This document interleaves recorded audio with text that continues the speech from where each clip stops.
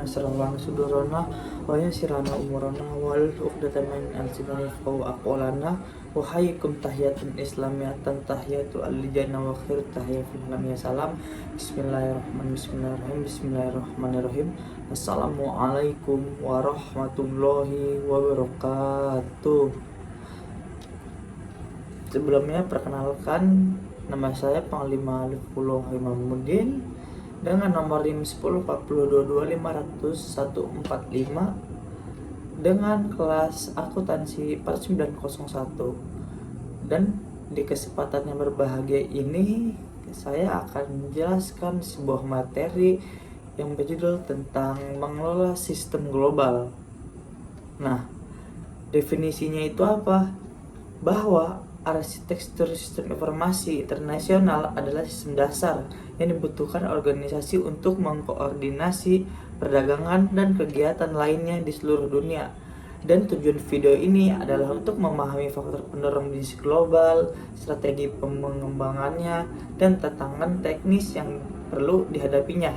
Nah, sebelum itu saya akan menjelaskan tentang faktor pendorong dan tantangan lingkungan global. Nah, faktor utama dan tantangan lingkungan ini terbagi menjadi dua faktor. Yang pertama itu adalah faktor budaya umum. Nah, faktor budaya umum ini apaan sih?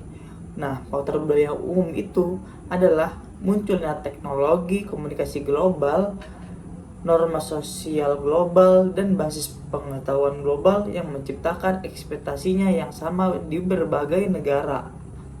Faktor bisnis khusus itu adalah adanya pasar global, produksi global, tenaga kerja global, dan penghematan biaya melalui skala ekonomi. Tantangan yang harus dihadapi dan hambatannya itu terbagi juga menjadi dua. Dan yang pertama itu adalah hambatan global. Nah, hambatan global itu apa? Hambatan global itu adalah perbedaan bahasa, hukum politik, dan ekspektasi sosial. Dan setelah itu yang terakhir ada juga hambatan spesifik. Nah, hambatan spesifik itu berbeda dengan yang sebelumnya. Yang spesifik ini adalah perbedaan standar teknologi, reliabilitas jaringan telepon yang tidak merata, dan kecepatan internet yang berbeda di setiap negara.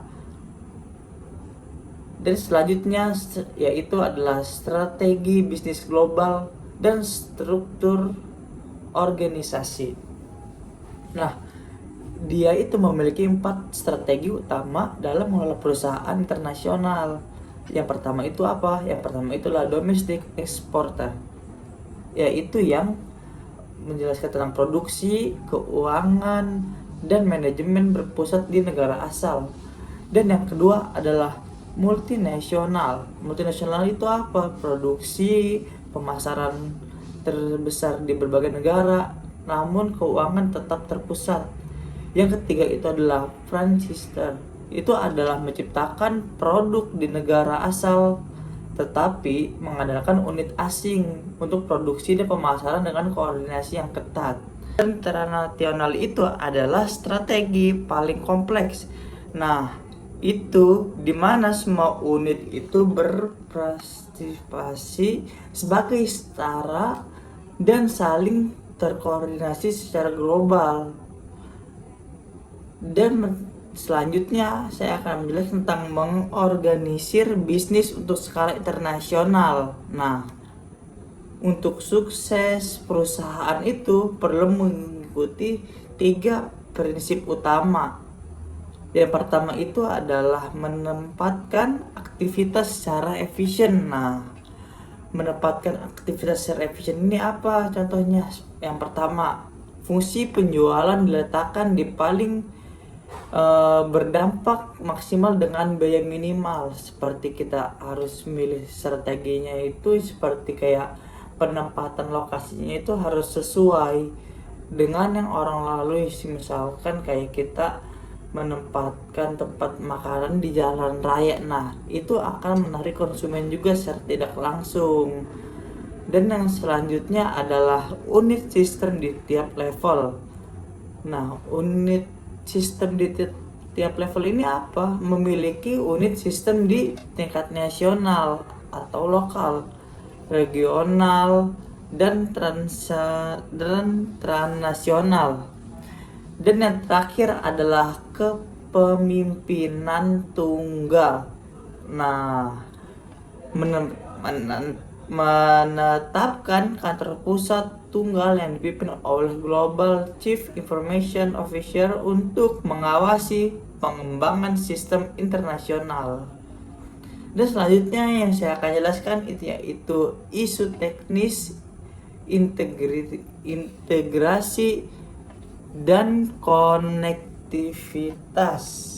Nah, integrasi sistem itu apa?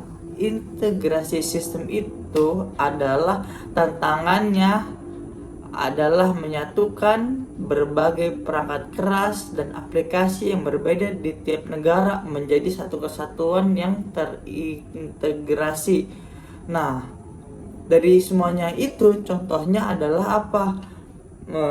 Misalkan seperti menyeragamkan standar akuntansi seperti awal dan akhir tahun fiskal.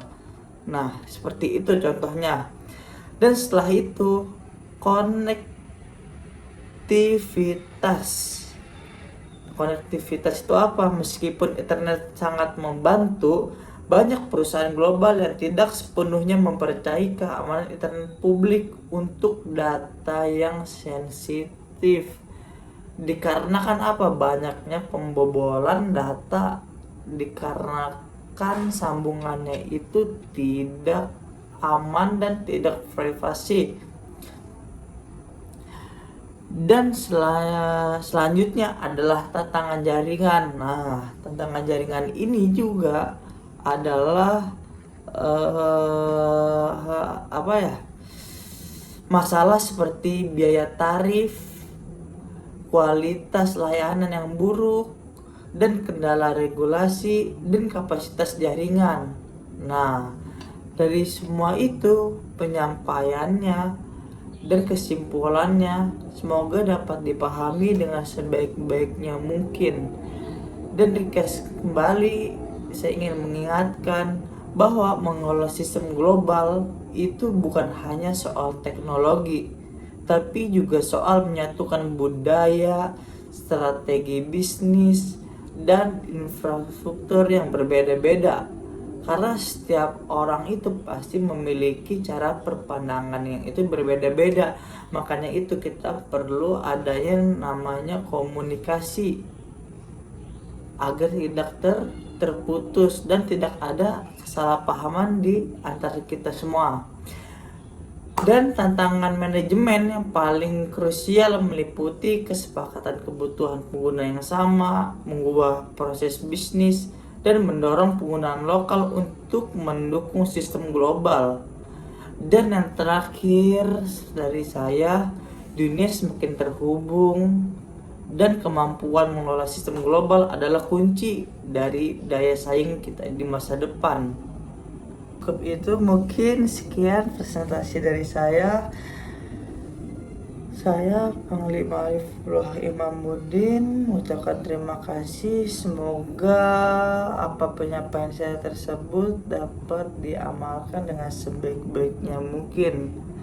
Dikarenakan man arada dunia fa alaihi bi ilmi wa man arada al akhirah fa alaihi bi ilmi wa man arada al ahaduhuma fa alaihi bi ilmi. Syukron faqad hazamini. Wassalamualaikum warahmatullahi wabarakatuh.